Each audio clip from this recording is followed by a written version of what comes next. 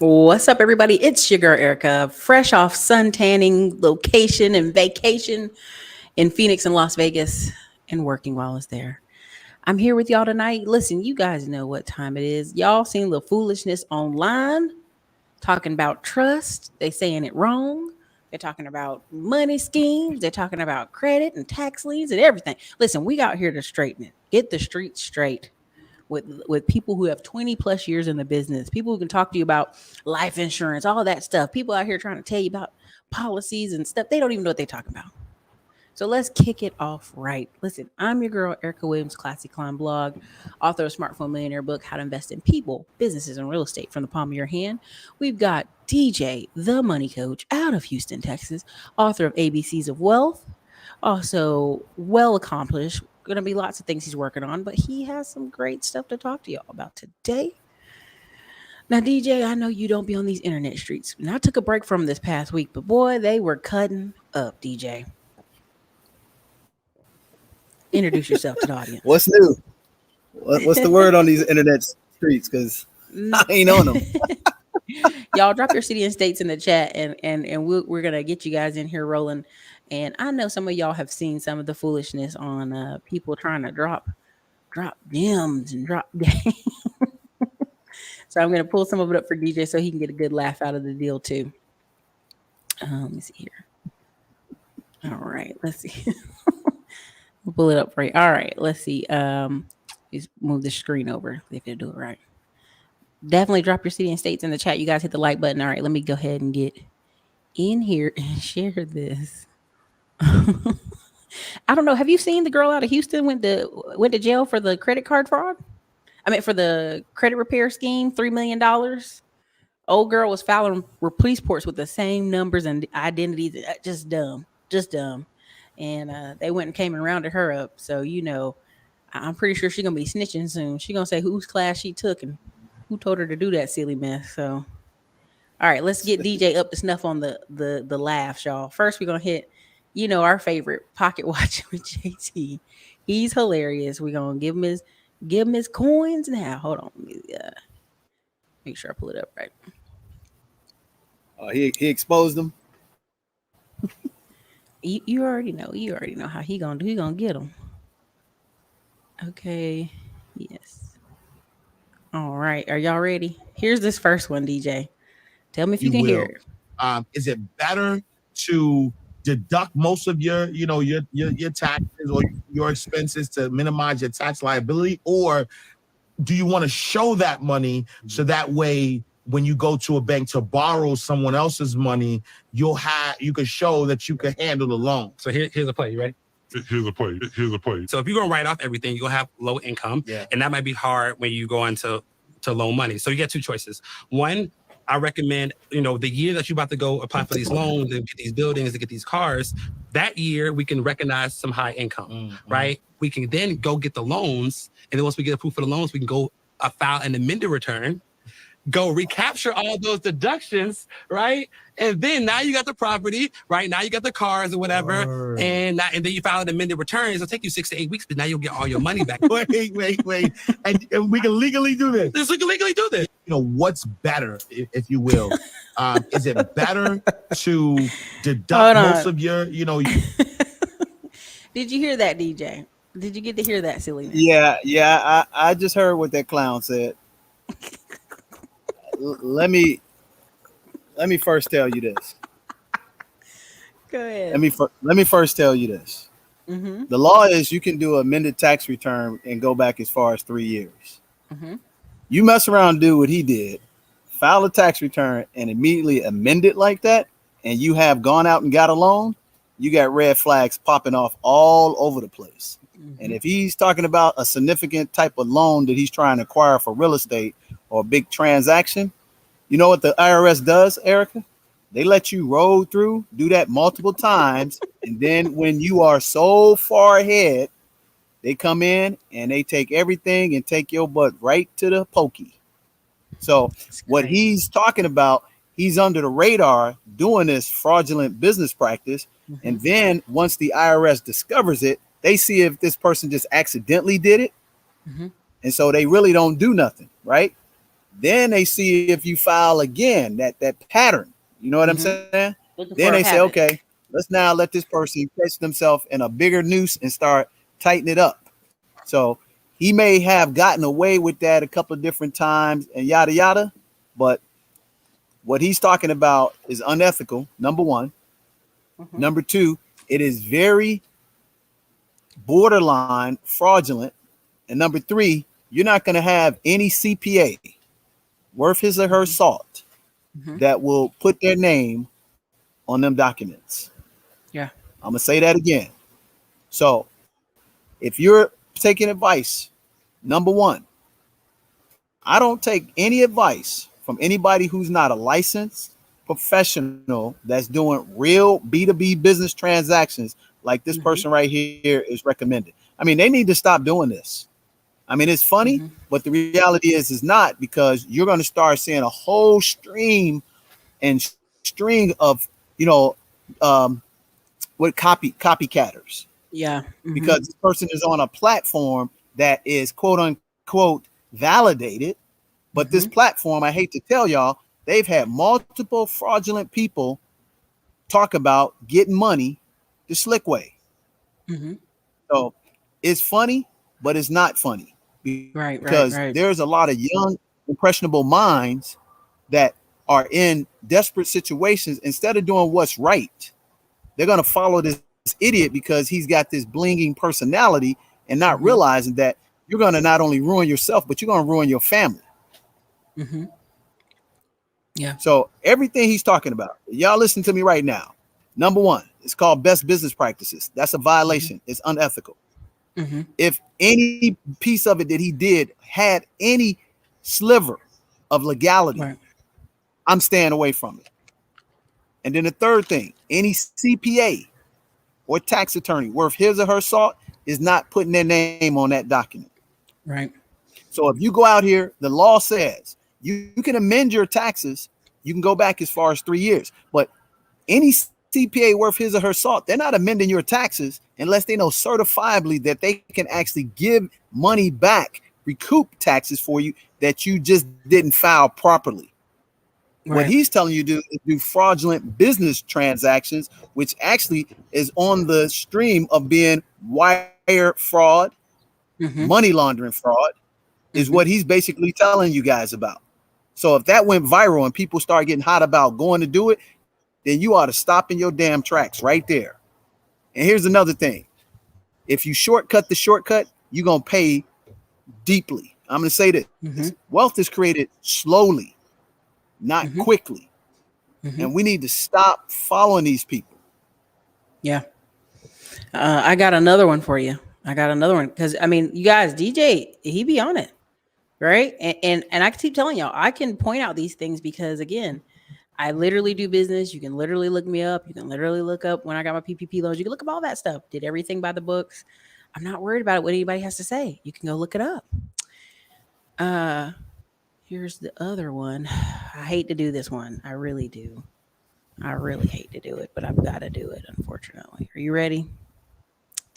Shameful. Last one.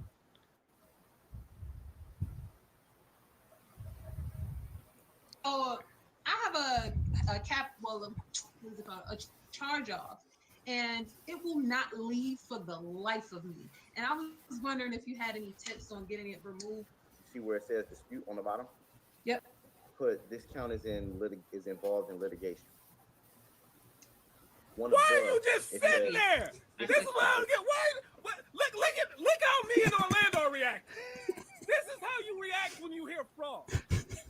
But that it's in litigation. The woman just caught up. She didn't talk about that she's actively in a court case. What are you saying, him 500? What are you doing? Yo, this is crazy. Yo, bro, I'm sitting there like, yo, University, how is he screen sharing? That's that EYL University, man. That's crazy. $1 million worth of game.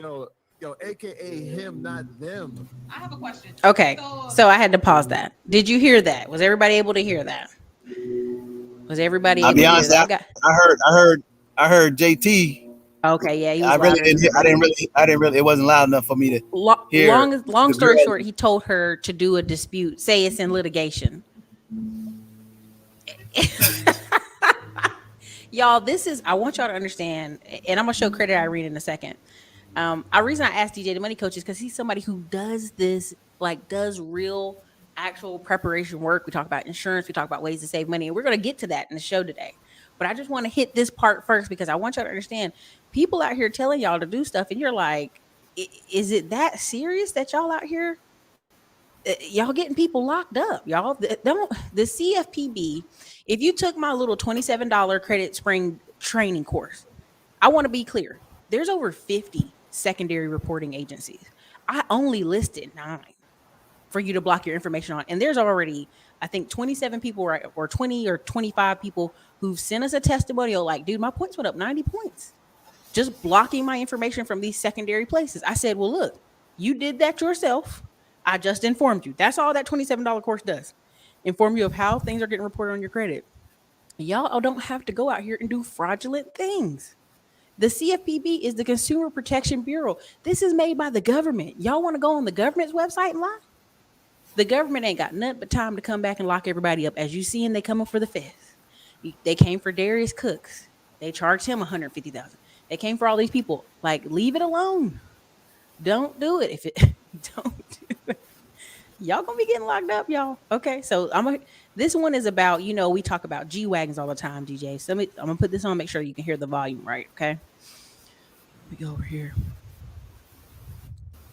Okay. Yeah, here we go. At the risk of sounding dumb on the internet, I need somebody to help me out. I've been seeing stuff going around about buy a G-Wagon and write it off. I don't understand how that's a good idea. I don't understand how it makes sense to buy a G-Wagon and write it off. If you're making enough money and you're already going to buy a vehicle anyway for your business, maybe if a G-Wagon to help your business, but I just don't see how that's a good idea. How is that beneficial, right? Because let's say you write off what 20% of that vehicle or something like that. I don't know. I mean, like, I'm not an accountant. I don't know. I'm trying to get you guys to help me figure it out. But you still got to pay for the other 80% of that vehicle. I'm just trying to figure out why it's a good idea. Somebody, please help me. I don't understand. Okay. Were you able to hear that one? Oh yeah, I heard that clearly. Okay, good. So this is the really reason I bring up real estate coach Carter is this dude has new construction going on in North Carolina, Philly. He's got, money, and he drives a minivan. And people are like, oh, you ain't got no money. You driving a minivan and da da da. And he's like, I live in Philly. Why would I drive a very expensive car so that I could get beat up and robbed in Philly? Like, I'm going to my projects. Why would I go drive a really extravagant car to go see construction projects, y'all? That doesn't even make sense. And so tell us your thoughts on the G-Wagon, please. Thank you. My thoughts on the G-Wagon. The G-Wagon phenomenon where everybody's trying to get these G-Wagons. Everybody want a G-Wagon for tax write-off purposes, but go ahead and tell me. Tell you what, I'm going to tell the people what they need to know, not what they want to hear. Okay. Mm-hmm. First and foremost, I spent 5 years in the car business. Okay. Mm-hmm. I was a sales rep and a finance manager. So, and I used to do leases. Okay. Mm-hmm. I also have an accounting background. So why do I state that? Because that gives you context, what I'm about to tell you, what you need to know. From an accounting standpoint, the tax laws tell you that gross vehicle weight based on a weight of a vehicle, it can be 100% tax write-off through a business properly done. Okay. What's going on, Cherie? So here's the thing. The problem in our community is that we're trying to get something for nothing. And there's no such thing as a free lunch. So the appropriate people to actually do the G-Wagon or the expensive luxury, prestigious car, those people typically are spending like 5-10% of their income on these vehicles first and foremost. Okay. And then what a good CPA would tell you to do is to, hey, man, you're paying so much in taxes, you should get this tax write-off to benefit your company, or that money goes to Uncle Sam. So I'm gonna say that again. Your CPA will say, hey, your taxes, DJ, your taxes, Erica, from a business standpoint, we're spending so much tax dollars with all these new revenues that coming in. We need to find you some legitimate tax write-offs. And one of the best ways to do that is to take advantage of, the vehicle weight through a lease operative, and you can actually write it off. Now, that only happens when your business is actually growing and showing substantial revenue, that most of your tax write-offs have been, utilized, and you still paying too much in taxes. That's what a great CPA is going to do for you, Erica. Then they're going to say, hey, go ahead, get that car. We're going to use the gross vehicle weight, and that car can cost, anywhere from $60,000, $70,000, $100,000, and you can write it off 100% over a period of time. Some people take the lump sum write-off, but most people, Erica, they take the percentage over the term of the lease, and it becomes 100% tax write-off. What these clowns are saying is they want to get something for nothing. They don't have the revenue really to actually justify having a G-Wagon, a Ferrari, or whatever. But they want to show that they can write it off and then show these losses, and then they end up getting their butts caught because they don't have real structured businesses. They don't have real legitimate, write-offs, and they barely on a sliver are using that GVW weight tax write-off, which only has been around for about 22 years. That became very prevalent around 2000 and 2002. And that's when people started buying Suburbans, Yukons, and Escalades. So you got to be old enough to know this. So this ain't nothing new. It's being remixed. Yeah. So first and foremost, and it comes from people not reading basics. And they be like, man, that's so deep. I'd be like, you don't read. I already know. They want something for nothing. They want to get the big house, the big car, ain't got jack. My grandmother used to say this. You ain't got a, what was the saying she said? She said, pot to piss in? You ain't got a pot to piss in and a window to throw it out. But you somehow figured out how to, finagle the system. And for a short period of time, you ghetto rich, but you going to jail. Just that simple. So I'm really at the point now when I got see one more, but yeah, go ahead. When I see stupid stuff like this, you know what? You deserve what you get. And if you want to follow an idiot who's out there balling like that, it's just like the drug game. Remember I said that the internet is what? The new Jack City. Remember that when I talked about that about 5-6 months ago? I said the new crack is internet information. Yeah. And that's what we're seeing right now. Information. Yeah. And yeah, we slinging data quick and people going out and doing it. And see, what people don't understand is that the IRS is so big, the Security Exchange Commission is so big that you're not even a, drop of water in the ocean. So they're not coming after these clowns because they don't have the resources. But once you get big enough, they can go back 7 years. Yeah. And most people say, well, hey man, you can't go back 3. You can only go back 3 years. But when you start doing amendments and stuff like that, the IRS can go back 7 years on your butt. So again, any good CPA, any good tax attorney, they're going to say, hey, do you actually have ground to stand on when we take these assertive and aggressive write-offs? Because if they put their name on that document, Erica, they going to jail too. Yeah. And see, people don't understand it because they're fiduciary. They're going to snitch on you. They not trying to go to jail for you. They going to snitch. Let me see here. Okay, so I'm gonna play this clip. If it doesn't do him justice, I will let Kamari just come on for a second just to clarify, because I know you guys are both financial people and you know, but I'm using this clip. I told him I'm using the clip. I gave everybody heads up, but I was using their clips today. Just because I'm respectful. Here you go. I'm gonna say this. Please don't believe me. The lady car was broke down, and I told her, listen, I could start your battery for you. She said, we need jumper cables. I said, no, you don't. I put my hands on the battery. I got this little thing that I do. I told her, give me the keys. I jumped in there and cranked the car. She said, you my angel. I say, speak nothing of this. You know, I'm going to say this. Please don't believe me. The later car was broke down. I thought it was the other clip. Hold on. I'm like, hold on. What? I'm trying Angel to from the find the right outfield? He clip. got the ability to transfer electricity. G, how y'all doing? I ain't been here in a minute. Hold on, man. Hold on. Good to see you. Look, I need the clip. I need the shorter clip. Hold on. Oh, my bad. Hold on 1 second. Give me 1 second, y'all. I thought it was the shorter clip. So you was showing me some Green Mile stuff, huh? Oh, you know. Listen. Hold on. I'm gonna make him just come on real quick. 2 seconds. Right. Basically it's a trust fund guy went to jail for 20 years. And I thought this was I thought that was the clip. Okay. Let me see if he gets it. I'd be like, come on in real quick. He got me looking crazy. Oh man.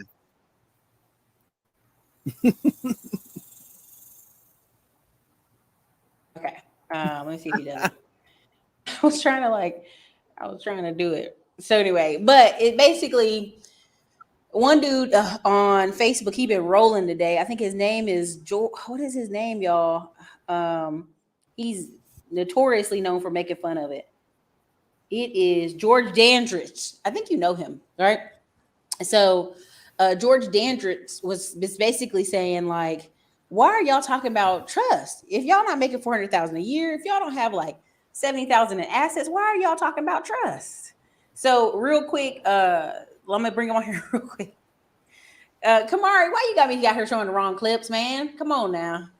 Listen, you gotta give me advance notice. Pull your microphone closer and explain to us in a brief 1 minute, the 20-year guy that did the trust scam. Oh, the sovereign nation dude? Yeah. Alheem, Shabazz, whatever. Pull your mic closer, real quick. Oh Lord. What about there? How's that? There you go. We can hear you. Can you hear him today? Barry White. The Barry White voice coming through. I wasn't ready. I was doing some other stuff. I'm testing stuff out in the studio. But yeah, you had a sovereign nation guy. I believe he was a sovereign nation guy doing fake trust, filing fake trust and filing fake trust tax returns. And he got caught and he got sentenced to 230 months, which equates to 19.1 years. A lot of time. Because, and DJ, you just said something I said the other day.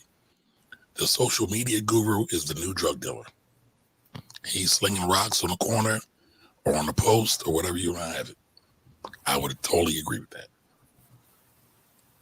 I basically told him, the reason I bring DJ the Money Coach on is because he's been in this industry 20 plus years and he talks about insurance. I mean, I don't know if you saw it, Kamari, where we had the woman out of Dallas. We were analyzing how between the two of them, they make 100,000. And DJ, what was it you said on her phone, on her insurance? We could save her so much money.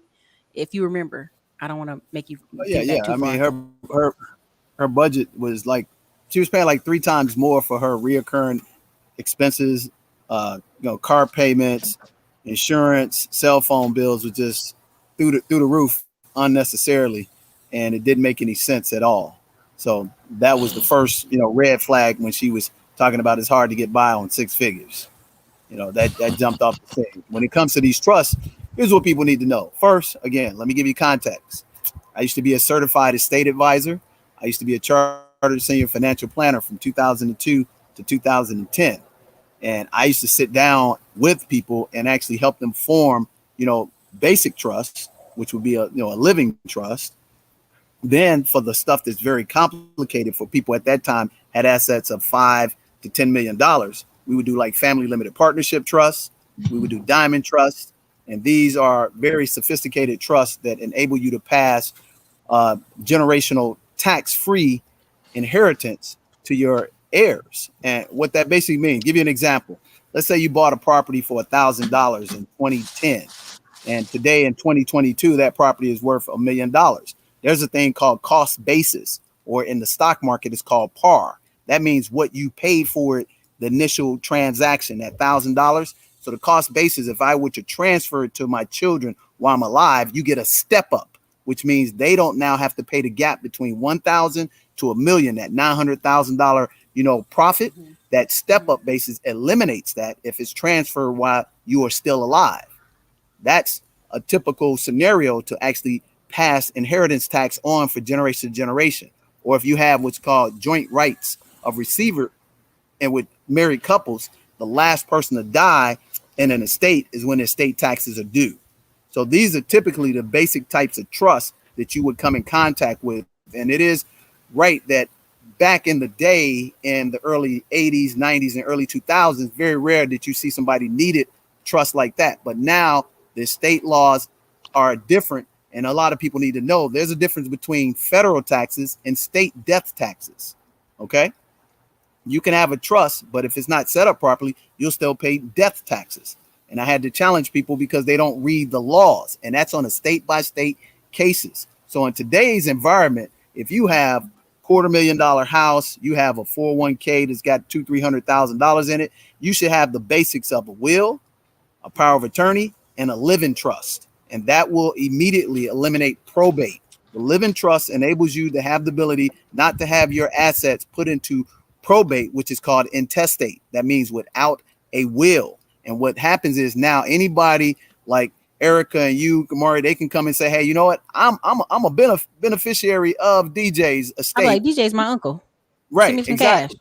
Now we have to prove that. And generally what happens is over a period of like 18 months, which is typical in each state, they will hold up and put your stuff in receivership. They would tax the hell out of it. And then they would determine who's the real beneficiaries of your estate. By just you filing the proper living trust, that would avoid that. And then you would put it in a right type of a trust in terms of what the value of it is. And now you can actually pass it on for 2 generations. The living trust enables you to prevent it from probate, basically. And I'm not giving anybody financial advice. I'm just giving you an education. Okay. So anything that I'm telling to you, again, you need to go check with a licensed professional. Let me give you the disclaimer. I'm no longer a certified estate advisor. I'm no longer a chartered senior financial planner, but I am a licensed financial educator still. So it's my job to know how these things work. I also have on my staff actual estate planners. Okay. I actually have, attorneys. I actually have CPAs who have special licensed skills in these niches. So I deal with this on a regular basis. So again, when people start talking about stuff, first thing is check their license, check their track record, and see what the hell they know what they're doing before you start jumping off and doing foolish things. And you also eliminate your liability by just vetting and stop trying to shortcut the shortcut. So big part of why I wanted to bring all this up is there have been, listen, I get it. The Twitter LLC make us look bad. They be wearing it out. And they've been going on and on nonstop about G-Wagons. Mr. Ellis, before you got here, I'm gonna be killing your name. I'm sorry. Before you got here, I showed where real estate Coach Carter talked about I don't get the G-Wagon thing. And then I showed where JT Pocket Watching was like, Mr. Cofield, I ain't trying to rack him, but he out here talking about people doing amendments. I'm like, the government is the last person you want to play with. The alphabet boys and gals. Yep. Because they don't go. So you say something silly online today. They don't come tomorrow. They come 5 years from now. Hey, Erica, remember when you said that thing? I'll be like, no, disclaimer. And if you look in most descriptions of my old videos where I talked about credit or anything like that, underneath I had a disclaimer. I own an Apple share. I own this. This is not financial advice. Again, right. I bring on other experts on this channel to provide financial advice. You have to understand they're in the business of making money. When they knock on your door, it's only two things. They already got you on the taxes that you didn't do right. And number 2, if you really doing fraudulent business practice, they already have set up a case against you. It's going to be almost impossible for you to get out of. So here's the third thing. Even if you're doing things right, document. Date, document.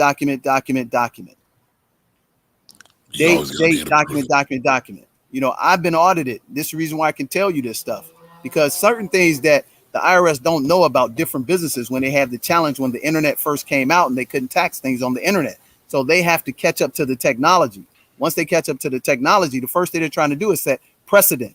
Okay. I'm going to say that again. They're trying to set precedent. You don't want to be on the end of the precedent.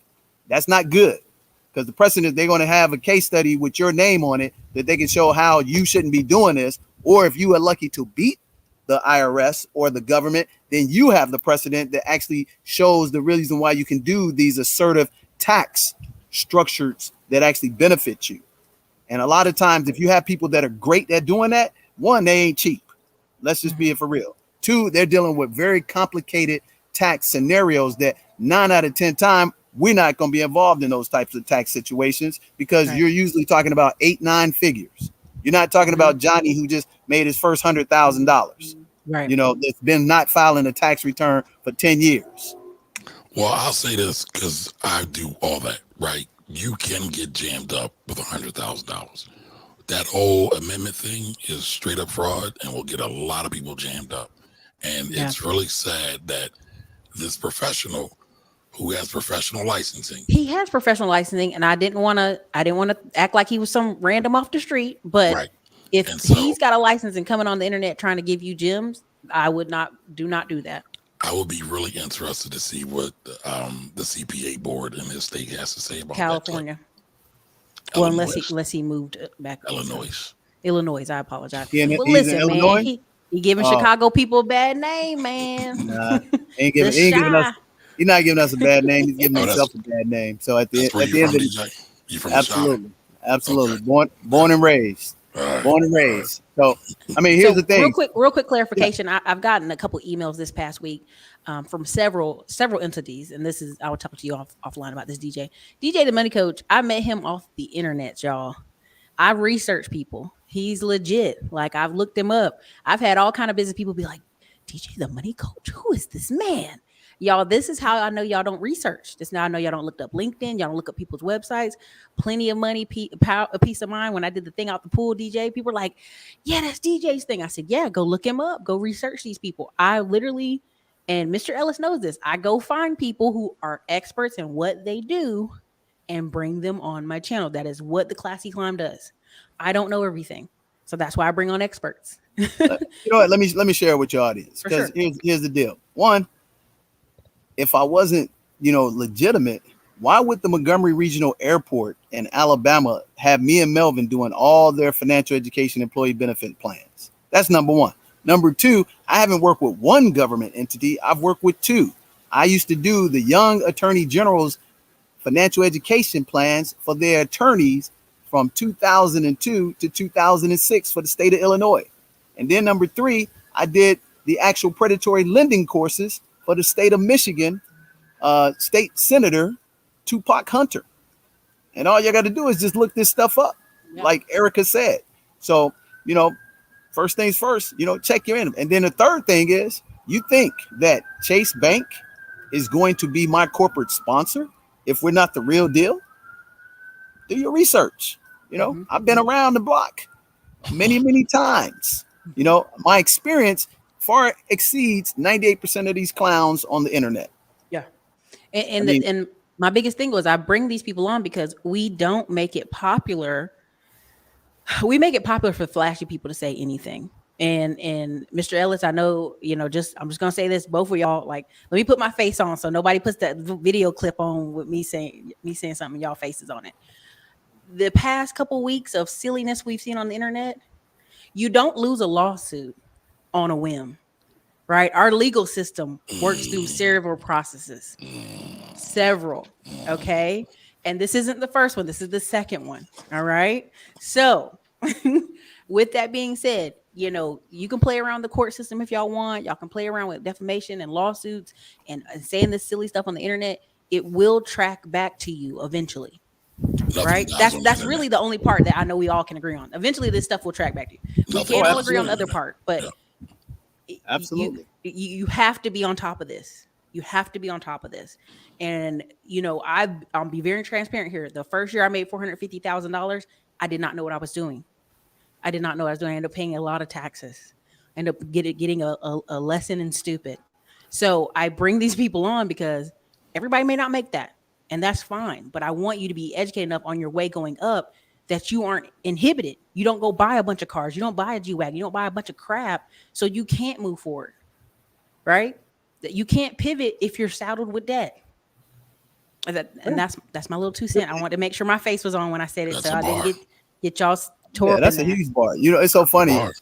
Did you say that yesterday I was fortunate enough to be on the Real Dana show with Cherie from the 10K project. And we just talk about, us being in control of eliminating the consumerism in our community, which is, and I'm talking about across the landscape of middle class, white, black, Latino, whatever. We have a consumerism indoctrination in America, and we got to get away from that. And we have to start planning for 5, 10, 20, 30, 40, 50 years in advance. And with the advent of technology, you don't have to shortcut the shortcut anymore. You can actually get a solid 6-figure earnings and create passive income through buying one real estate investment a year, slowly setting up the proper entity structure first. But before you even do that, you should put your team together, because you can actually find young professionals who are just getting out of school and they're hungry to build and learn an industry to do it right. And you can grow up with them. That's what I actually did. I found my first CPA, and ironically, we went to the same high school, but I didn't know. Shout out to General MacArthur. Actually, his name was General MacArthur III, and he actually was a CPA just starting when I started my cleaning business. And I was telling him how the rules and stuff work inside the cleaning world, and he learned it side by side, and he grew with me. And he didn't charge me the regular fee because he needed to have, solid small business clients. I need to have a good CPA that can actually train and learn the industry. And see, we're not willing to do that. But if you were to take your time and do that and put one piece of the puzzle, one professional on your team per year, within 5 years, you would have a great team amassed. You'd have a niche expertise, and then you would have the money up the wazoo, and you would have massive assets slowly that would just push off $8, $10, $20,000 a month, and it would be effortlessly, and you would actually get less and less stress as you got older. But when you're doing this quick, fix, getting these G-Wagons and all that and flashing, you ain't nothing but a fool about to get exposed, and you're taking a lot of lemmies with you. That's the reality of it. So we got to find more sharp people like you guys and help these people who are jumping on these streets to, first and foremost, hey, check their resume. There's a reason why people have resumes. There's a reason why people have LinkedIn, because you're not going to have a professional on LinkedIn vouch quickly for somebody on LinkedIn that they haven't checked out, unlike they do here on this social media, IG and YouTube and stuff like that. Because most of these people, and we know this, the ones who are jumping off the cliffs, they're already in a desperate situation and they're looking for a lottery ticket, hope, wish, and a bailout. Mm-hmm. That's the facts. Can Mr. Ellis and then DJ, Mr. Ellis, could you explain kind of on your end? I know you and Ivy Investor went over some trust on your video. I don't want to misparaphrase you, right? I'm trying to be nice. I'm trying to I don't want to misparaphrase anybody. So what was between you and Ivy Investor on the trust issue? Because again, what is the kind of amount you need or whatever for the trust to start it? Because I don't want to So it really depends, right? There is no clear cut level, right? DJ was talking about different levels because I worked a lot in the States, estate planning, succession planning as well. Everybody's situation is different. Now, once you start getting above that whole exemption level, trust definitely probably come into play because you want to save tax dollars. Because the IRS trust tax rates are horrendous. We talking 40%. So when I see these jokers talking about put everything in the trust, and they're different type trusts, right? DJ just talked about living trust. This doesn't apply to this. But when we start talking about charitable trust and AB trust and all other kind of trust, 40% off top. And then I see some people talking about put the LLC in the trust. Well, if you don't have any real money coming in, that's probably not a great strategy, right? This whole, control everything and own nothing. Mm-hmm. Doesn't work when you ain't got no money. All you're going to do is rack up bills. You're going to rack up you should, right? You're going to pay for a class. I'm hearing there are classes out here for like $6,000 for people who are non-attorneys, non-accountants, telling you to get a trust. And you don't have a secure line of income coming in. You ain't got a secure line of cash flow coming in. And so it's not necessarily about the quote unquote amount, which it does a little bit. It's really about your level of sophistication. It's about what levels of cash flow or what different levels of cash flow you have coming in. It's about what assets you have.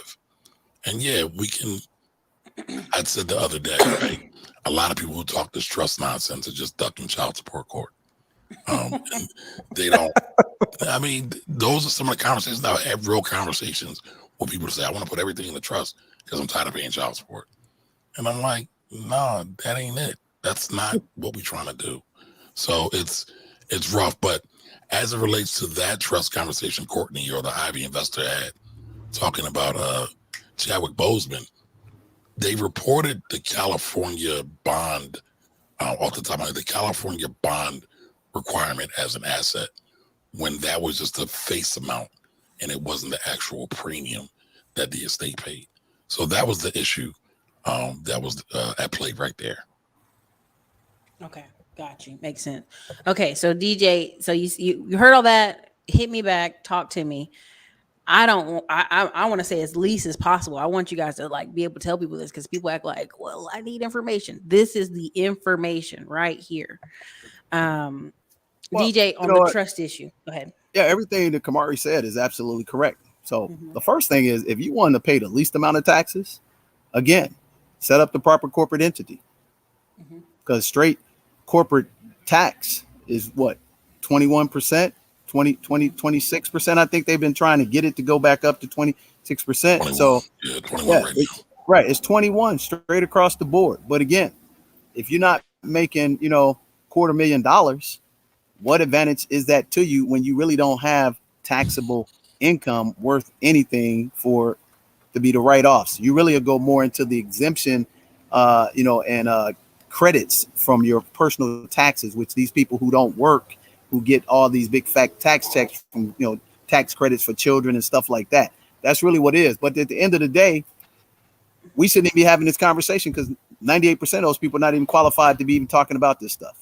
What do I mean is just what Kamari said. You ain't even got $50,000. So why are you talking about a trust? You're hustling and grinding and you may be making $50,000. The really thing is you need to identify, hey, am I a sole proprietor? Am I a corporation, an S corp, a 1099? Which one of these are the right categorization of what I am right now? And then figure out how to pay the least legal taxes there. Once you have established that and done it for 2-3 years, now if you start having some assets really starting to build up, something that you want to protect, not from a tax perspective. So you're never going to hear me telling people put something in a trust for a tax perspective. That's dumbest thing you would hear somebody tell you, just like Kamari said. You understand? You're always going to hear me tell you there's 8 different legal tax entities represented and identified acknowledged by the IRS.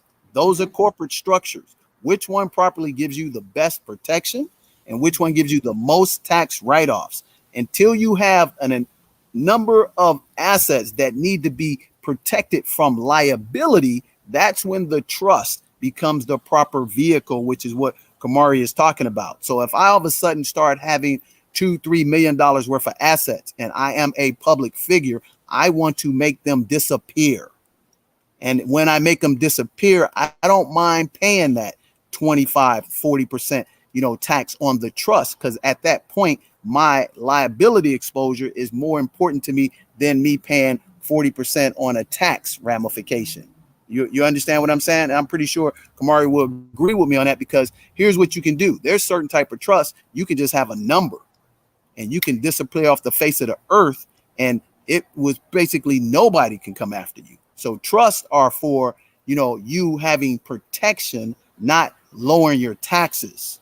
So whoever's out there talking about getting a trust to lower your taxes, man, stay away from that person with a 20-foot pole. Real talk. But if you want to have leverage of the tax laws, you need to understand what industry you are in, what better common and ordinary practices fits in the right entity structure. Here's the problem with people with always jumping in these LLCs. Most of those people should be sole proprietors and S corps and not LLCs, because here's the general premise of an LLC. And again, let me preface this. I'm not giving you tax advice. I'm just explaining to you how the tax laws work as it adheres to corporate structure. Okay. So why did the LLC get created? It got created for 2 reasons, basically. Number one, limited liability. So if I had $2,000 I invested in a company that was a limited liability company, I could not get exposed beyond the $2,000. The other benefit, if I was a high income earner, I could actually take the taxes through my personal write-offs and get the benefit of the corporation write-offs through the LLC. Now, the third reason why did you get an LLC, you actually generally have a partner or partners. Okay, so these idiots out here who are single managed LLCs, they will be better served from protection. And here's what people don't know about the entity structure. The corporation is the most superior structure because it goes back to the Magna Carta. And the LLC has only been around maybe like 35, 40 years tops. So there's precedent again to pierce an LLC. Corporations set up properly, they're almost impossible to pierce at the highest level. I didn't have an LLC for like 25 years because I adhered to the corporate structure of a C Corp. Then when you take an S Corp, you actually get the advantages of certain type of dividend write-offs that the LLC does not afford you. But because you can go on your state website and spend $200 and get a quick LLC, and the government's really not going to audit you for 3 years before they even start the process. See, the government gives you 3 years to get your ducks in a row. As a small business owner, they know there's a lot of hoops and stuff you got to get through. So they actually give you a chance to figure things out. 3 years. Okay. And accounting laws, they have to hold tax returns for 7 years. How do I know? I give you 3 guesses. First 2 don't count. I used to be the president of a CPA firm in Illinois on the North Shore. And all I used to do for them was technology and audits. Okay. So first things first, you want to pay the least amount on taxes, find out what industry you're in and which entity structure best provides you the best amount of protection, okay? Then which adheres to the best tax write-offs. And then as you start accumulating assets, like Kamari said, now I'm going to find the right appropriate trust. But the reason why I tell you a living trust is because the living trust avoids probate. And it don't matter how much money you make. If you put things in living trust, a living trust is not going to have an impact on your tax ramifications in most cases. It's going to give you the protection to keep you outside of probate. Okay. So let's get the facts straight. And that's really what they should do first and foremost. Figure out, am I really going to be operating in the right entity structure? Can I get the maximum tax write-offs just like your job does?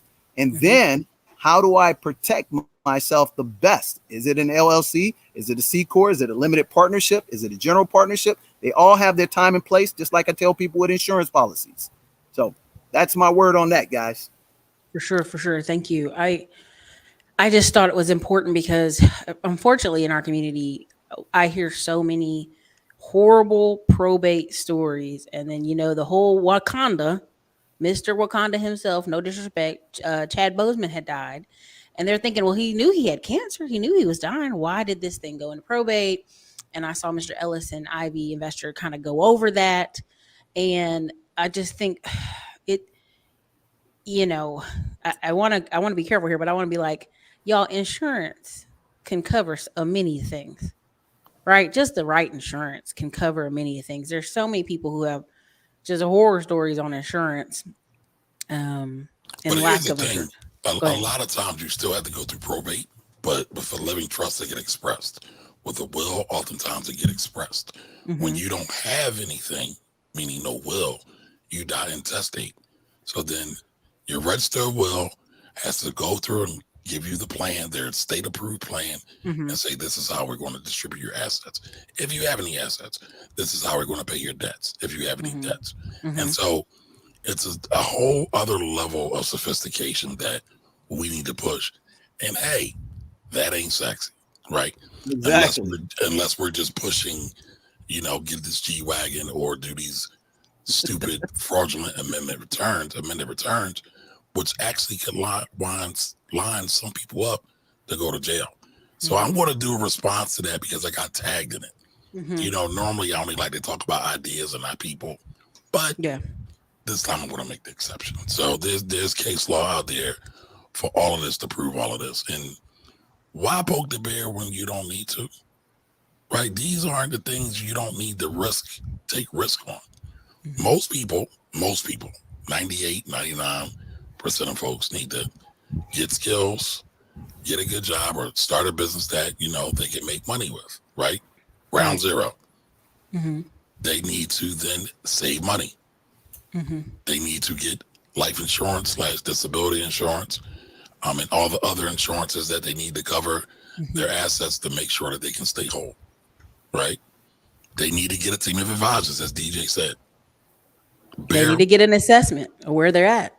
Yeah. Half the phone calls I did this week were basic assessment. I said, listen, y'all, I'm not a financial planner. I can't. I'm just asking you where you're at. Where's your money at? What's your credit score at? Like, you need to go get an assessment. Go over there, click that link, go ask DJ the Money Coach for an assessment. And that's a lot of times I just find it that people just don't know where their money is. They don't know where their money is. They don't know kind of where they're going. But yeah, finish. I didn't mean to cut you off, but I just want you to understand, like, fine, but that's mostly why I bring on DJ Makers. I'm like, just go get an assessment with them. Let him walk you through that. Save me that legal wiggle room space, so I don't have to sit here and go, it's not financial advice. Go to DJ the Money Coach. We always have the links. It's like 90% off. Like, go sign up and get that assessment. So, but go ahead. I have got like a couple super chats that people have asked questions. So go ahead. No. That's totally fine. Totally fine. You gotta address the people. But it's the basic stuff, right? Nobody really cares about that super pretty house, right? At first. But what's the most important thing in that pretty house? The foundation. Nobody's there when they're digging up the dirt, to lay the footers, to pour the concrete. But that's the most important thing. That's the dirty thing.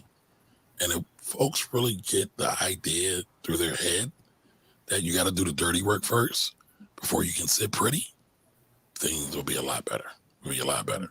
Man, better words have never been spoken, Kamari. You are so right. And that's the reason why, hats off to Kamari, is that if you're not under compulsion as a professional, you will generally 9 out of 10 times tell a person what they need to hear, not what they want to hear. But see, a lot of times these young people, they are so much. And if you don't know what compulsion means, that means you're on financial burden. You are over your head, or you're struggling to make it. So you need that money. So you would tend to bend your ways. Good people do bad things, not intentionally. A lot of times it's because they have the pressure underneath them. So one thing we don't do in our organization, people that work with us, they are debt free. They have high credit scores purposely. You know why? Because when I first got into the industry, guess what? I was under compulsion. I had $60,000, credit card debt. So I would have a tendency to try to do things that I wouldn't do because I needed immediate, help. But I wasn't trying to tell you the truth. And it's okay if you go through that once in the beginning, but it's not okay as you start to build and impact other people's lives. That's what you have to have responsibility. And that's why just recently the Department of Insurance made everybody fiduciaries. And it puts more burden on you now to do right by folks, because you can go to jail. I tell you, one of the reasons why I got out of the security business is because the compliance concerns became so much stringency that it's ridiculous. I know Corey know what I'm saying, don't you? Well, I used to be an institutional money manager, so I love markets. I actually wanted to start a hedge fund at one point. And listen, I got a whip for the daggone compliance. Like, oh man, screw this. I met two girls who are compliance folks from our church. They were so annoying. I was like, if that's the personality for compliance, I'm good. But I'm gonna say this about compliance, though. I'm thankful for compliance. I am. We need them for my training, right? Because I was a licensed insurance person too, and I've seen all these people just sell policies, right? Because DJ said something really, really important earlier. There's no end all. There's no secret cure or no magic policy. It depends on everybody's situation. And that's the same throughout trust, throughout business, throughout structures. It's the same. But for some reason, we think there's this cookie cutter approach to everything. And it don't work like that. Think about it like this, for all the fellas that's out there. If you get your wife the same dress as the lady next door and you knew that, you're gonna be in trouble. You bringing flowers the same time as the man next door or the lady next door is getting flowers. They're gonna start looking at it like, what's going on here? So listen, embrace your individuality in everything that we do. Yes, we can be powerful together as a group. I encourage group economics, but you got to have your individual economics together. So please be good stewards of your own financial progress. Man. For sure. So we have thank you, just John Ditska, $2 super chat. He said, I just woke up, been sick all week. John, I hope you feel better. Again, John, Wealth Wednesdays. Next week we have some hard money lenders, some other lenders coming through describing how to get funding. Why did we make Wealth Wednesdays separate and private? Because y'all be out here on this foolishness and I ain't getting caught up. You ain't getting me caught up. So anyway, this one is the second super chat. Shara S, $10 super chat. Recommended structure to a beauty service salon business with 2 employees, please. Thanks. Depends. Too many factors. So yeah, so I'm gonna tell Shara what I give tell us some more everybody. details. I don't give personal financial advice on these streets. So if you are really serious about this question, you need to get assessed. That's just the facts, because you would be exposing yourself. One, I don't know your business, even though you're saying salon. There's niches inside. Hey, the hold salon on a second, guys. I'm gonna mute myself for 2 seconds and just take it over. Yeah. So as I said, just like Kamar, there's niches inside salon, barbershop businesses that are different than each other. So we need to look at what your business is on paper and what's the best position for you to actually get the best tax write-offs for your business. I can't do that on this platform or this medium. But if you are sincerely want to have help, just hit the link and we'll be more than happy to help you, because your situation is different than anybody else in the salon business unless you have a franchise. Now, if your salon is franchise, there's a regular type of structure and taxes that each franchise pays, and that's pretty cookie cutter in that regard. And that's why franchises are pretty much more successful. And if I'm not mistaken, correct me if I'm wrong, Kamar, I think about 2/3 of small business owners are in the franchise business, and they employ most of the middle class America. I need to look that stat up. I'm not familiar with that one. Yeah, yeah. I'm not a super fan of franchises. Neither am I. But I will say this: with the right franchise, it depends on the person, right? If you follow the structure and you can do that and you can make it work, it's good. But a lot of times these franchises are just glorified jobs. That's all they are, right? Super glorified jobs. I'll say this about recommended structure for beauty service and hair salons. I'll be totally honest. I have a hard time working with hairstylists, beauticians, beauty salons, because a lot of times y'all are, how can I say this and be nice?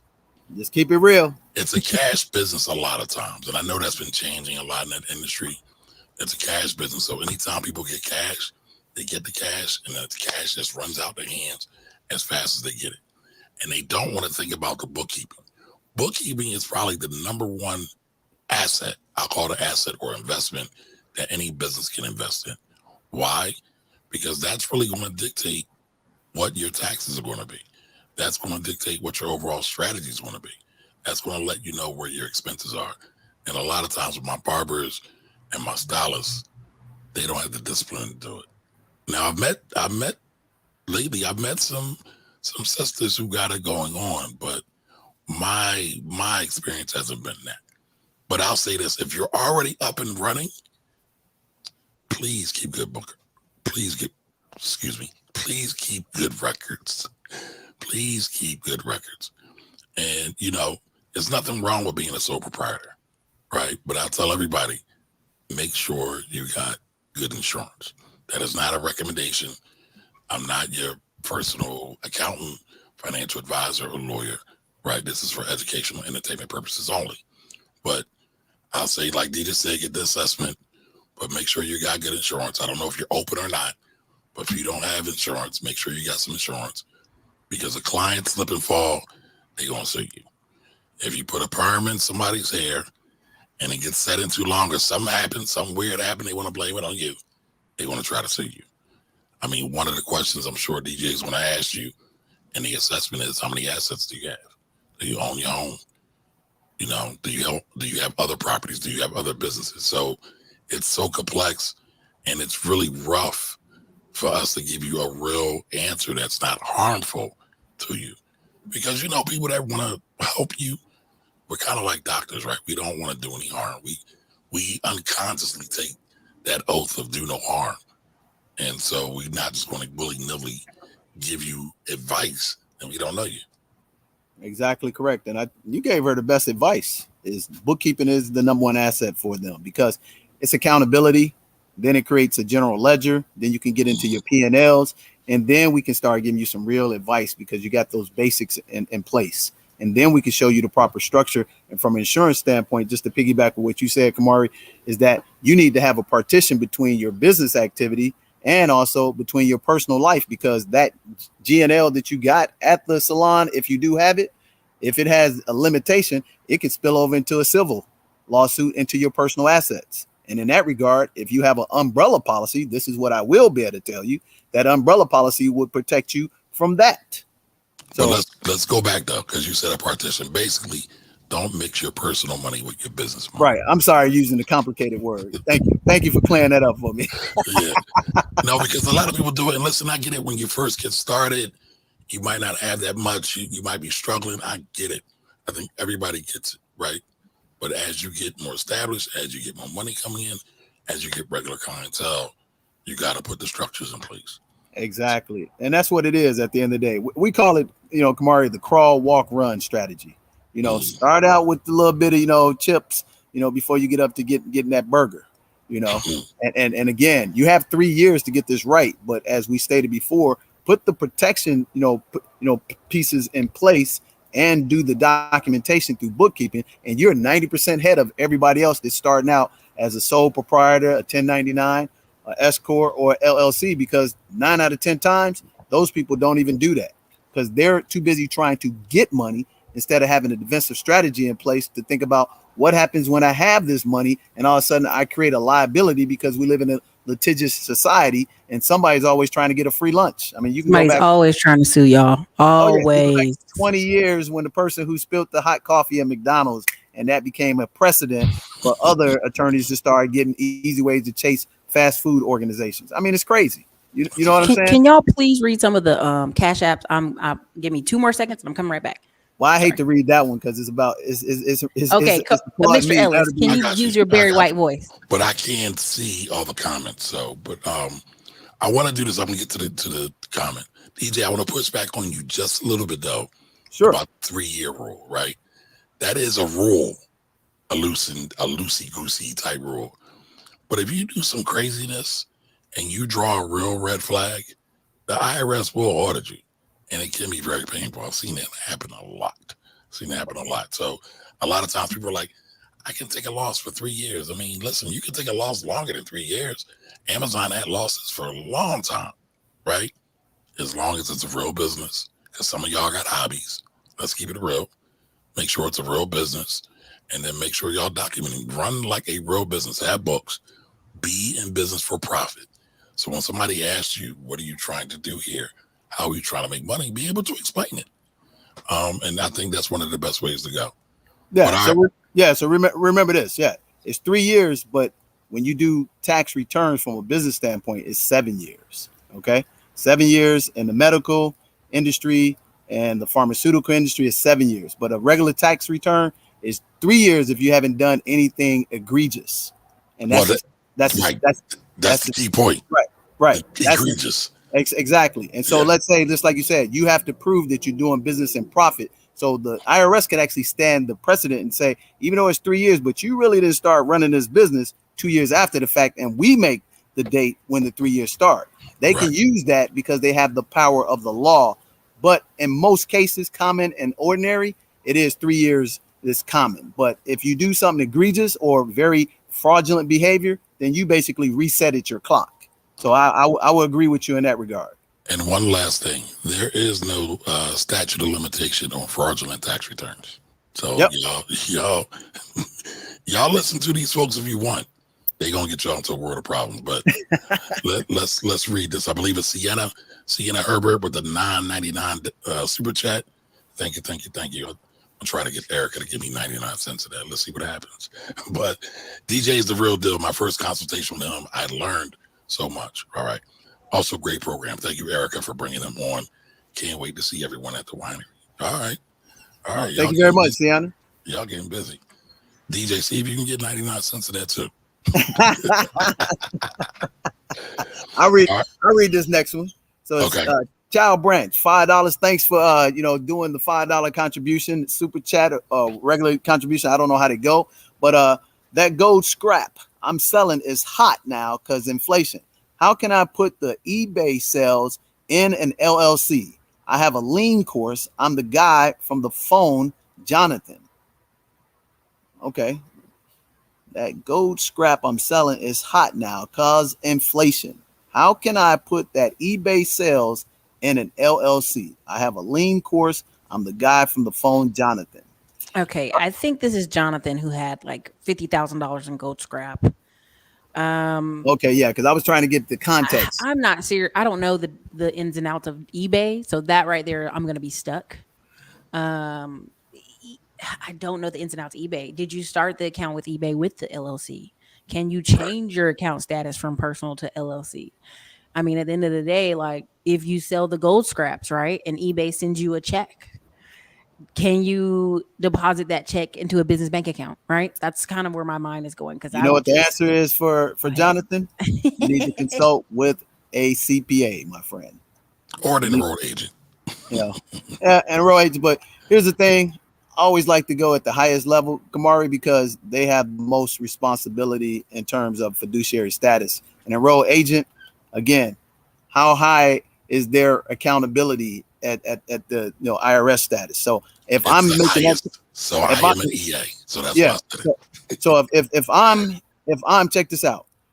If I got $50,000, I'm gonna spend some of that money to get the best advice that money can buy for me, especially if you're trying to figure out how to transfer one entity to another and actually a large amount of money, and you're trying to avoid the downside of inflation right now.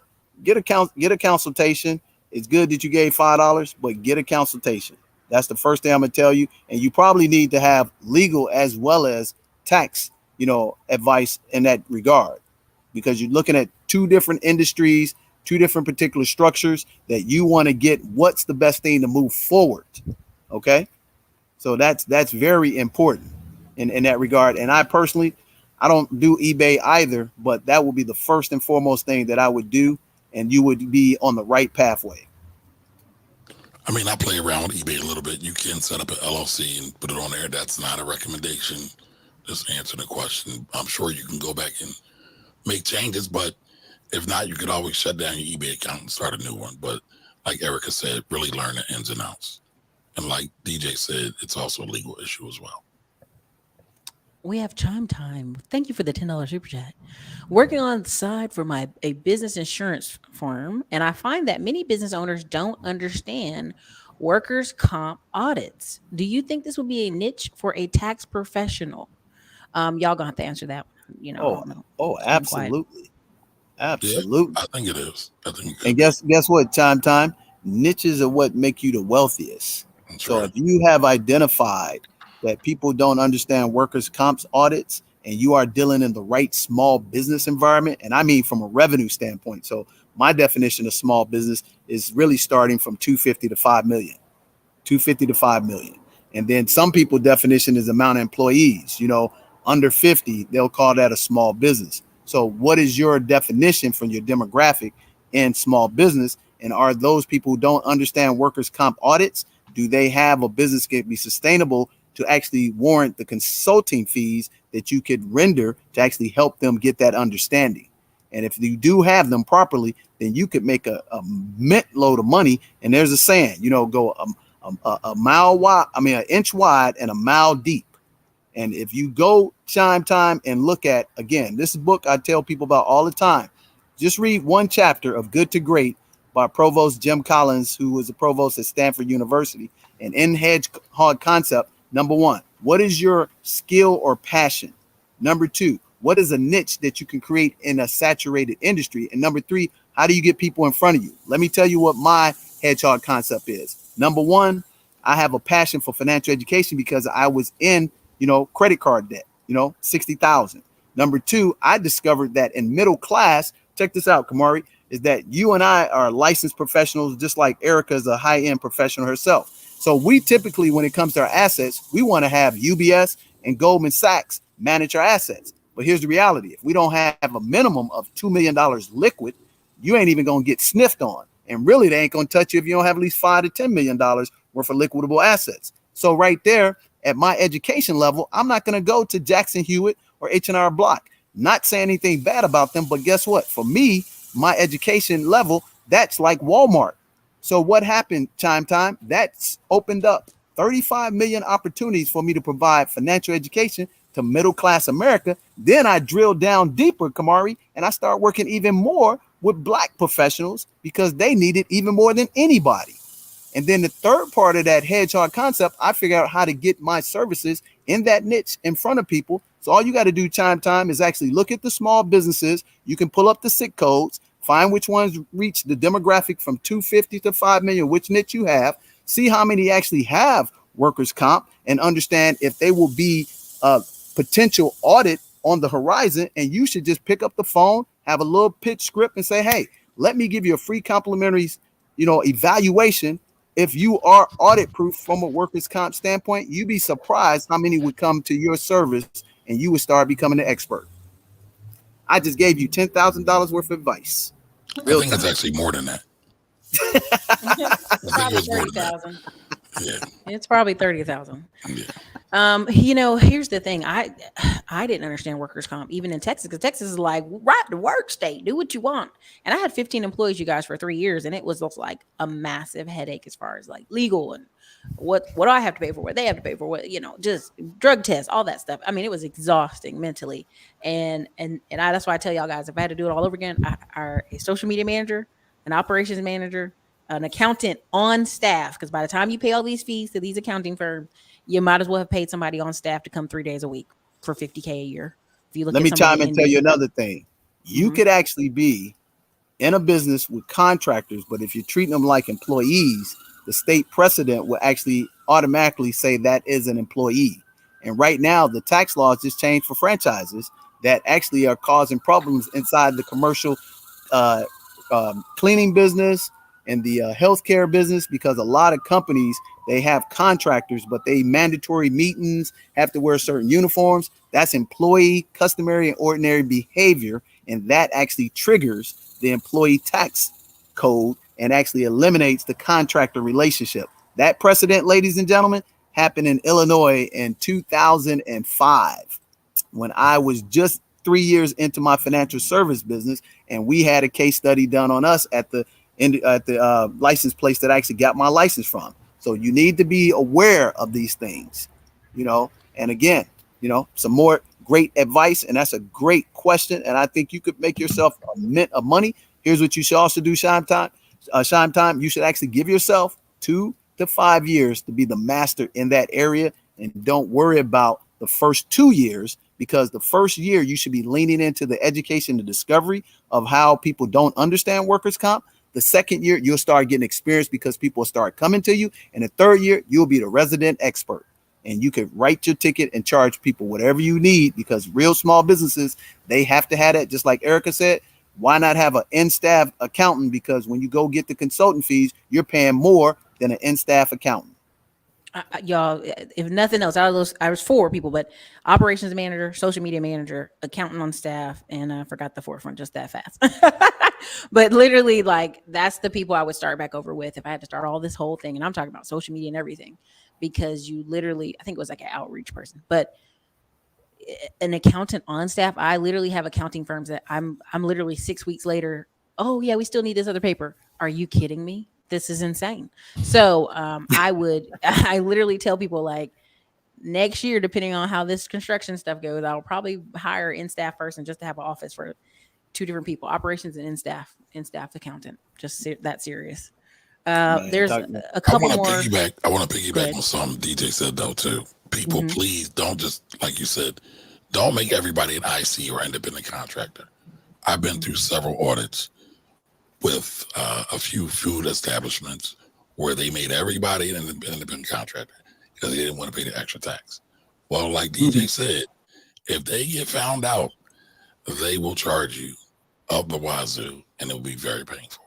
So there's basically 3 things. And they can backdate it as well too. No, they usually do backdate it. They absolutely backdate Right. it. That's why it hurts so bad. Yeah. But it's three things you got to think about. And I think this is important, right? Behavior, financial, and type of relationship. So what's the behavior you have with your contractor / employee? What's the financials, right? And what's the type of relationship? So behavior, do they control your behavior? Do you control their behavior?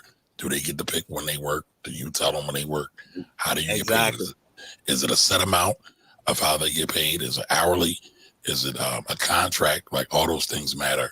And then again, last one. Type of relationship will depend on, again, who dictates everything. So just keep those things in mind, y'all. Just do your research. For sure. The next super chat. Thank you. Shar S said, agreed. I have all my paperwork. I want to add employees to Scale Biz. By the way, I have all my insurance. Yeah, Shar S, the next best thing is probably to schedule an assessment with DJ the Money Coach. He has a special. We have it in the description, and we'll have it tied to the first link in the comments. Again, we'll be sending out to our 15,000 people. We actually went up 1,000, so 16,000 people on our email list. I thank you guys so much for, coming through, wanting, because y'all know I'm going on break. Y'all already know August 23rd through December 3rd. Wait a minute, you got another break? Listen.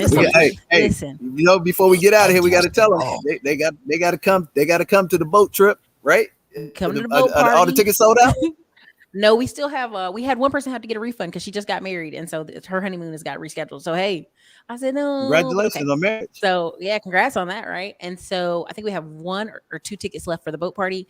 We have like 20 for the winery because the winery gave us extra tables so we can cut up some more. So listen, man, everybody I'm named Mama excited. gonna be there.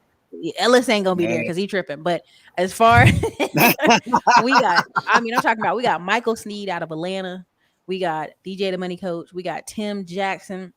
We've got my man Andy Tim. Buys Houses out of Florida. We got CG Notes out of Florida. We've got, we got like a ton of people coming. We got Antoine Wade. He also is a sponsor. He bought some wine for us, right? Antoine Wade out of Austin, Texas. He's the tech guy you see all the time. We show up. We got several people coming, y'all. Asia Denson out of Detroit. We listen. I got that. Up? Shout out to Asia. She's the real deal. A ton of people coming, right? So I just man, want y'all to understand what's happening. You got to come hang with us, brother. I will. I can't make it to this one, but I'm gonna try to get to the next one. So we always like this winery is like really kind of be determined if we're going to do it every year at this winery, because literally they're like, bring 100 people, bring 120. We got a live band coming on the back end. We've got a Black owned chef who's making all our meals. She made plenty of sides. We've got a charter bus picking y'all up from Austin Domain area, the Host Hotel. If you know it in the emails, you know it already. We got a lot of people coming through. I think Dave from Dallas and his wife are going to come through. Dave Buy Houses, or Rich Dave. I forgot how he says it on Instagram. I'm sorry, but it's not personal. And then on top of that, in October, we'll be in Panama. October 13th through 15th, we'll be doing Panama tours for about 35 people. It's going to be Liddy McLit. We're going to come in that mug. We're going to do a tour. I got Dylan Vanderpool doing financial talk from Panama, Eric Edwards. We've got like the person I have the cacao farm with. He's coming, agro business. So you learn about agricultural business in Panama and Belize. You've got, you name it, we got them. We got Chauncey coming, and Chauncey's going to be on wait. In between the boat party in Panama, I'm coming Zanzibar, back. Baby. Hold on. I'm coming back to it. You gonna close it? I'm letting you close the Zanzibar part out. We got some more super chats. Y'all keep super chatting. Stop it. We can't close the show without us reading. But in between that, between the boat party in October, we got none other than DJ the Money Coach takes on Zanzibar. We're going to be out there in all white party. We're going to be riding buses. We're going to be doing it. We're going to see the property. Break it out to them, DJ. Oh, man. Let me tell you, we got some major stuff going on in Zanzibar. I was just this morning live Zoom talking to the CEO of the company that we have partnered with to build this amazing resort, ladies and gentlemen. So from August 21st to August 31st, Erica and I and 20 other individual business owners, investors will be going over to Zanzibar, and we will be showing them our multi-million-dollar development that we actually own outright. We purchased a beautiful resort that's being built right now as I speak in Zanzibar We actually also have 2 condos that are actually fully furnished in the next 2 weeks. And so what we're going to provide you with, ladies and gentlemen, is all inclusive 8 days, 7 nights, 3 excursions. We're going to have a red carpet party on the front end with our partners. They're going to give you this elaborate party, just like what Erica's going to throw at her boat party. Then on the back end, we actually going to have, well, I can't tell you that, but we're going to have this major event that's going to go viral. And we're actually also starting 4 individual businesses in Zanzibar in addition to the resort. What are some of the businesses? Number one, if you guys have heard me on these platforms, I used to run a multi-million-dollar high yield cleaning service for over 10 years. So we're going to have a cleaning service. We're going to have a concierge service. We're going to have a transportation service. And Erica, we just put down 20% to take ownership, 20% ownership in an excursion company there as well. So this is going to be the best kept secret in America. And Erica and I have been there, Kamari, and it is the 2019th top exotic location on the planet. And they have this amazing food. We're talking Zanzibar in Africa, correct? In Africa. Okay. Yes, sir. Drop your listen, big baller, drop that $1,000 and come with us. Bring Erica, Miss Ellis and quit playing. Show them that little Zanzibar video that we put together that shows them. I'm telling you, guess what? You can go over there. It ain't too late. We got about 2 or 3 spots left, and we're going over there almost 1/3 less the price that Erica and I went over there, and we put this together ourselves, ladies and gentlemen. The whole entire package from scratch.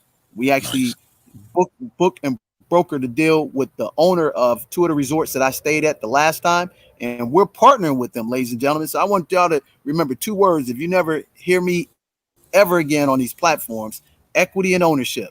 DJ the Money Coach and Erica, and I'm pretty sure Kamari is the same way. Anything we get involved with that we bring our people, we got to get equity and ownership. We don't allow nobody to pimp us.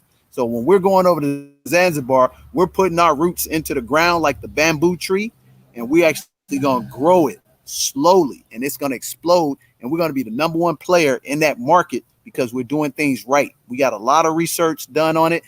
And ladies and gentlemen, my partners actually have already purchased 2 years prior almost 12 properties. So we didn't just jump in this by happen chance. Okay. When I talk about STEAM, science, technology, entrepreneurship, most important part, A for access and M for mentorship. That's exactly what we parlaying for you guys. So right now you can still take advantage and come join us on the Beaches of the World tour right in Zanzibar. And we'll be going to Zanzibar, probably every 6 months with people like us to actually own as much of that beautiful island as we possibly can while the market is very ripe for the taking.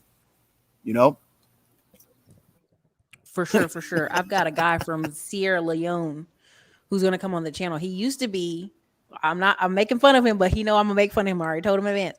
He used to be on these men channels arguing with people. He said, I'm leaving Africa. I'm going to get me some land over there. And people laughing at him. He went over there. He now has tours with Sierra Leone and also helps people get second membership. What do you call it? Citizenship. And he makes 6 figures a year doing tours. Yep. Yeah. So I want y'all to understand, don't get it twisted. There are big moves in other countries as possible. Somebody was in here in the comments saying something about Panama. Listen, I just left Panama, y'all. It's way high functioning. The part that you're talking about is in a whole nother region of Panama. We're going to Panama City, Panama. So a lot of times what people get, the news said it was dangerous. I was in Zanzibar. It was one of the safest places. Why? Because 90% of their economy is tourism. If you hurt, we went down this street and these little boys were throwing rocks, but they were throwing rocks at each other, doing something weird, playing. And a police officer in the streets, because it's like a maze in Stone Town, he had a baton as long as your arm. And I said, ow, one of the rocks hit me. Man, he had that baton pulling. He's like, where? He was ready to go run down the street and beat somebody. I'm not advocating for that, but they're very serious about their security. I'm in Philly. Mm-hmm. It's dangerous here. That's what I'm saying. All over the place, yeah. People be like, it's so dangerous. Oh my God. Or I don't know if I can go to Panama. I don't know if I go to other places. It's so dangerous. And I'm like, listen, relax. Relax. We met a woman in Panama. She was from DC. Her husband was from Detroit, and she was scared about violence. I said, baby, DC? Detroit? You get beat over the head there faster than you will in Panama. So I just want you guys to take a deep breath, relax. There's a lot of opportunities coming down the future for a lot of us, and I'm excited for it. I'm going to read John Disca's super chat. I didn't ignore your super chats, and I'm going to close the show out because I respect their time. DJ, I need to talk to you after the live. So, ports in California are shut down by truckers on strike because they are making them employees instead of contractors. Yeah, they had about 90,000 truckers who they were saying because of this new law, you know, they're going to make them be employees. They basically lose their autonomy, right? And so, on one hand, I want all these truckers. I want 90,000 of them to just leave California and pledge in another state, Nevada, somewhere, Idaho, anywhere. But you do need people to fight. And so I want them staying and fighting. I think it's honorable. But this is part of why when people say the supply chain, I'm like, if you keep making regulations out of the Yango, you won't have anybody to drive. You know, I'm all for safe driving. I'm all for safe rules and regulations. And, you know, I'm not trying to go back to the Reagan area, but I'm just like, can we have some balance here? You know? So I think it's very important you guys tap in and get that assessment. Because DJ, while I go look for the video, tell them what they get in an assessment. Oh, yeah, it's real simple. So what we offer you is 2 master classes, okay? Those master classes teach you about becoming consumer debt free.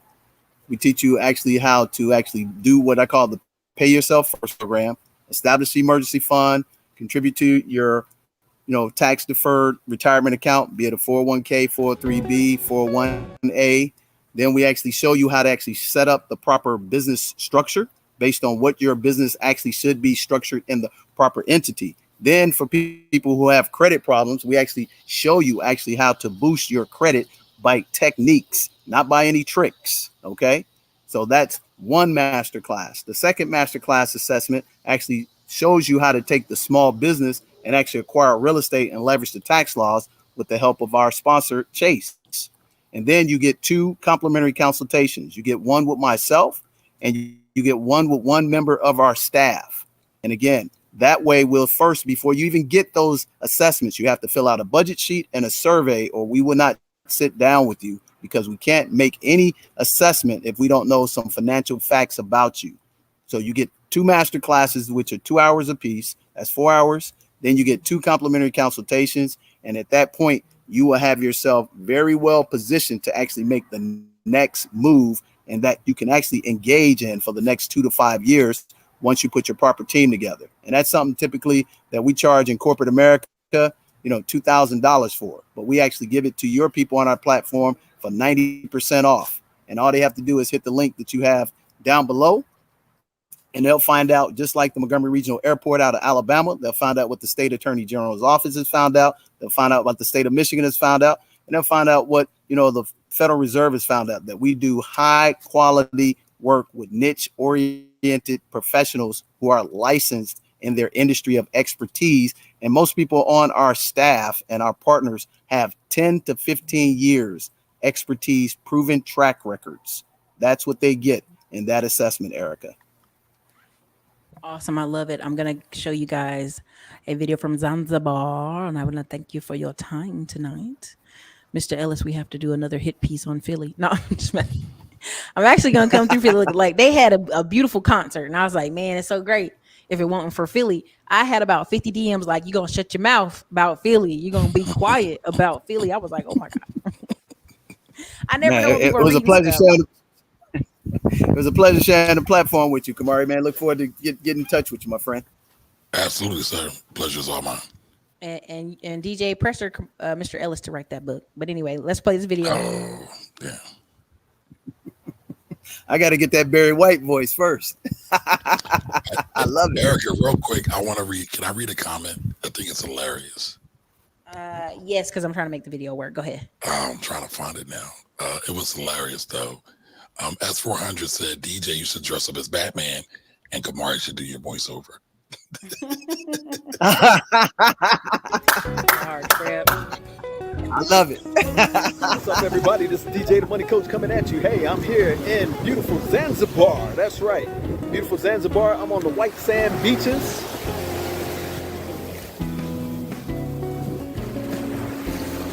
in the Indian Ocean, baby. That's right. That's right. We live in the lifestyle, the pom-pom lifestyle. Plenty of money, peace of mind. So tell you what, it only takes 4 dirty little words to get everything you want in this world. Number 1 is discipline. Number 2 is accountability. Number 3 is plug into a proven system. That's the 7 spheres of money. And then number 4 is work. That's all you got to do. Hit that link right now. You can get the ABCs of Wealth and the Zanzibar trip information from us. And the masterclass, we're going to hold an amazing masterclass talking to you about the pom-pom lifestyle and all the things that are upcoming. You don't want to miss this, trust me. We now at Kendra Rocks Beach and Zanzibar, baby! Check it out.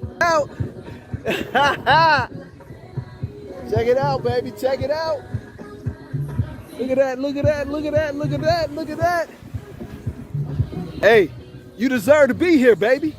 You deserve to be here. What's happening, everybody? This is DJ, the Money Coach, coming to you live again in another awesome place called Kai Beach. And this is in Zanzibar, baby. Check it.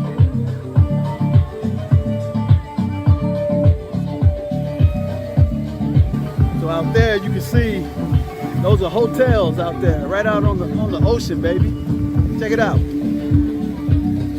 The love sign. Right there. That's right. Hey, it's DJ the Money Coach. And this is Chef Coach. We making it happen right here, Mr. Kite. Yeah, we're gonna own 20% of this excursion business right here, Eric. Chicago in the house. It should be right here. Right here. Right now. Y'all got to come here for everything. Seafood, water sports, and great hospitality. Hakuna Matata. One of all time. Guys, this is the best box I have ever tasted. Don't kill it. Mr. Kite restaurant, right? Beach, my day. Right down from the Reservoir Resort. You understand that? Show them kites out there.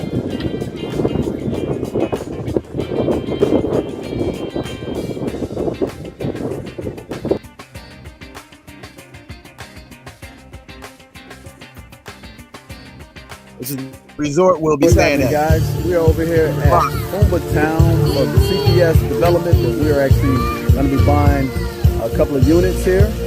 And they're having what's called Market Day, man. This is awesome. Check it out, everybody.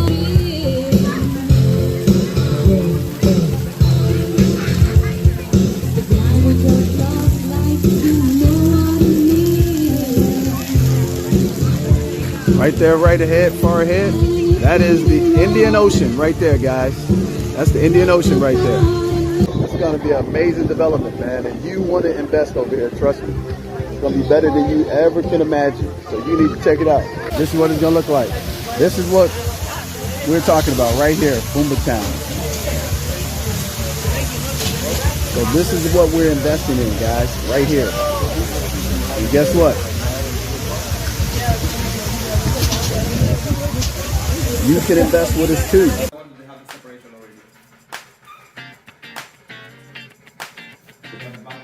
Oh, maybe a bunk bed type deal.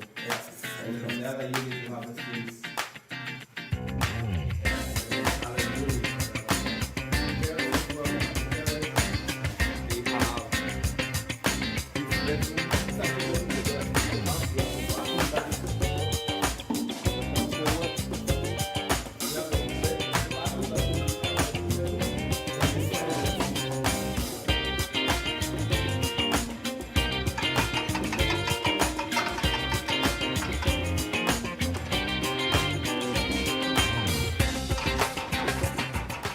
So you guys see that? You can see the Indian Ocean from here.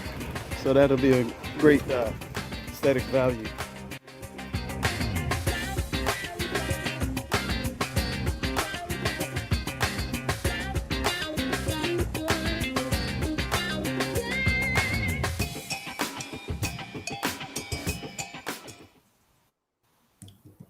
All right, you guys, listen. Tell them where they can find you online, Mr. Ellis. I tried to use your stuff. I didn't want to misquote you, and then we're gonna close out with DJ. No, it's all good. Thank you for having me, Erica. You could always find me at the Finance Rebel right here on YouTube. All right. Finance Rebel. We'll see you soon. All right, All later. right. All right, DJ, where can they find you and sign up? Oh yeah, real easy.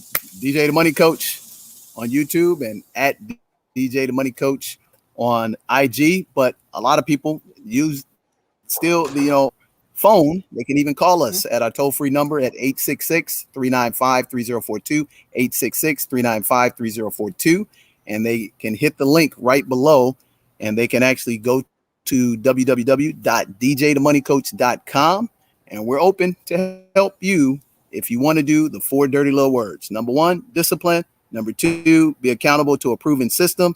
That's number 3. And number 4, put the work in. In 2 to 5 years, you can actually become consumer debt free. We teach you how to pay off your home in 7 to 10 years on a 30-year loan. And we can teach you how to pay off your home in 5 to 7 years on a 15-year loan.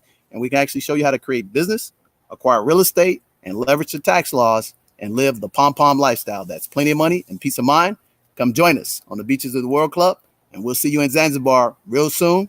Hit that link. And as always, we enjoy hanging out with you guys with the awesome Erica and the classy Klein. All right, you guys. This is your girl Erica, Classy Climb Blog. You know where to find me. Here till August 23rd. On break till December 3rd. Later, you guys.